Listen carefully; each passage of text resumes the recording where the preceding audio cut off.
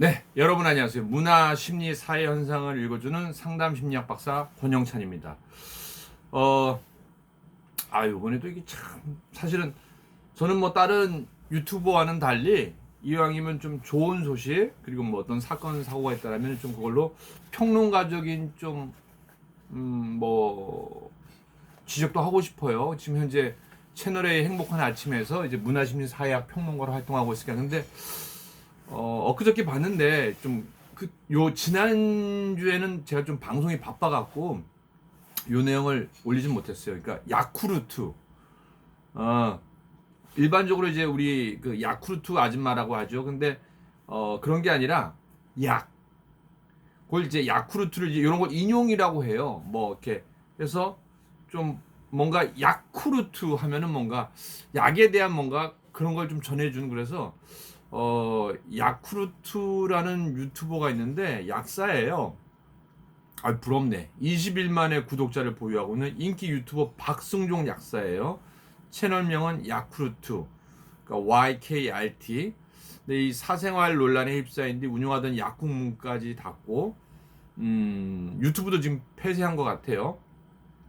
27일 약국가에 따르면요, 일산 고양시 일산 서구에서 박승종 약사가 운영하는 약국은 굳게 문이 닫혀 있는 상태라고 알려와 있습니다. 데일리팜 언론사인데요. 뭐 해당 약국과 박승용 약사 개인 연락처로 통화를 시도했으나 수신문만 울릴 뿐 전혀 받지 않고 있다.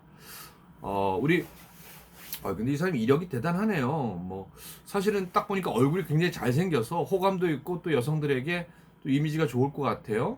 게다가 이제 약에 대한 다양한 설명도 해주니까요. 이 박승종 약사는 당국대학교 약학대학 학생회장과 2014년이죠. 전국 약학대학생회 협의회 대외 협력국장을 맡는 등 다양한 대외 활동 경험을 밑바탕 삼아 유튜브에 뛰어들었습니다. 2018년 11월 야쿠르트로 활동을 시작해 지금은 21만 4천 명, 그러니까 27일 기준입니다. 구독자가 있는 유명 유튜버로 성장했습니다. 작년에는 또 MBC 마이리틀 텔레비전을 통해 공중파 방송에도 진출했습니다. 당시 방송의 주요 콘텐츠는 복약 상담이었습니다. 뭐 두통과 생리통, 다약제 복용, 숙취 해소, 뭐 다이어트 등과 관련된 게스트들이 참여해 약과 관련된 질문을 하고 상담을 해주는 내용이었어요. 그런데 그리고 또 뭐 라디오도 출연했어요, 이분이 고정으로. 지난 24일 한 인터넷 커뮤니티에 약사 유튜브 야쿠르트에 대해 폭로합니다라는 제목의 글이 게재되면서 사생활 논란이 불거졌습니다. 글쓴이는요, 유튜브와 여러 방송 매체에서 활발한 활동을 하고 있는 약사 유튜버의 야쿠르트의 팬이었던 한 사람이었다고 밝히고, 저에게서 씻을 수 없는 상처를 그 사람이 약사를 대표하며 계속 유튜브와 방송 활동을 하고 제가 인터넷을 끊지 않는 이상 계속 그 근황을 알게 되는 자체가 너무 큰 고통이었다며 폭로 이유를 밝혔습니다. 뭐 간단히 말한다면은 그 야쿠르트의 팬이었던 그 여성분이 4개월간 여성으로서 좀 사귀었던 것 같아요. 네네네네. 뭐 연인 관계니까 좀 더 자세히 얘기한다면 성관계 파트너 취급을 당했다라고 얘기했고, 또 성병까지 옮아 평생 나을 수 없는 육체적인 피로를 당했다고 주장했습니다.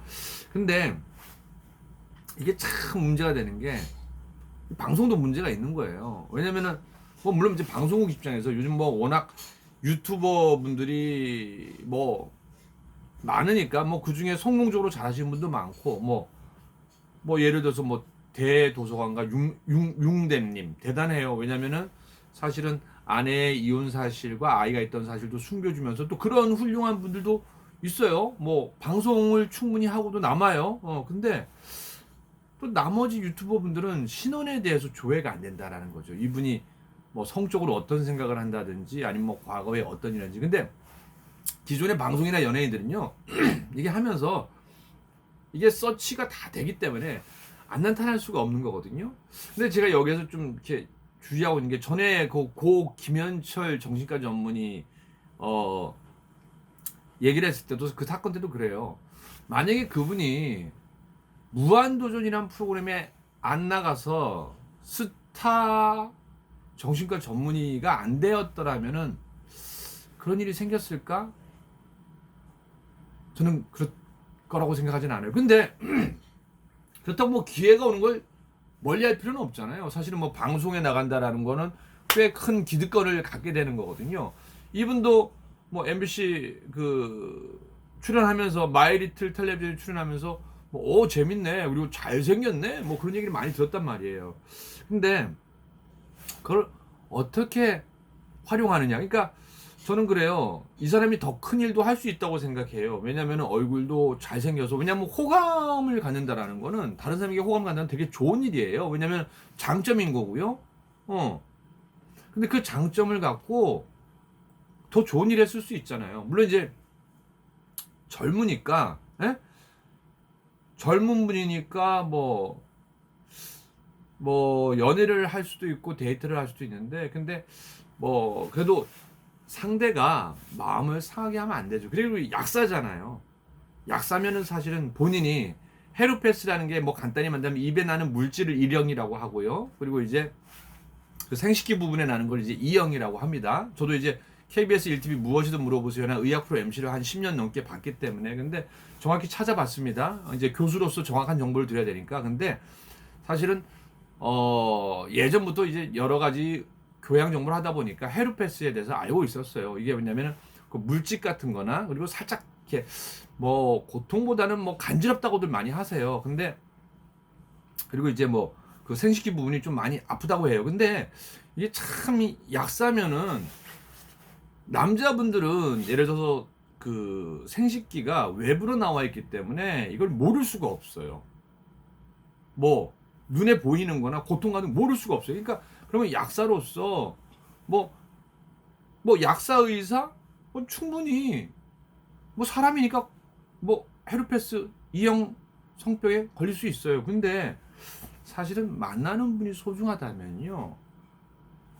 콘돔을 낀다든지 여러 가지 또 예방법이 있지 않았을까라는 거거든요. 그리고 또 만남이 중요하다면요. 사실은 또 헤어짐도 되게 중요하더라고요. 그러니까 제가 상담을 진행하면서 저도 이제 과거에 여러 가지 아픔, 경험 여러 가지 또 억울한 일을 겪어보니까 누군가를 만나는 것도 중요한데 또 어떻게 관계를 잘 정립하냐도 사실 인간 삶에 있어서 되게 중요한 것 같더라고요. 근데 이분 같은 경우에는 아무래도 여성분에게 좀 상처 아닌 상처를 줬던 것 같아요. 많이 좀 일방적인 좀 감정 소통이 된 것 같아요. 그러니까 이분 입장에서는 하도 답답하고 화가 나고 근데도 불구하고 자주 라디오에도 나오고 방송도 나오고 또 사실은 이게 유튜브가 이제 그냥 방송 채널 이상으로 막강합니다. 그러다 보니까 답답했으니까 여기 이제 호소한 거죠. 그리고 만약에 우리 이분도 야쿠르트 이 약사도 사실은 자신이 오해다 그랬으면은 이걸 뭔가 했을 텐데, 그러니까 이런 게 하니까 문 닫고 사라지는 거예요.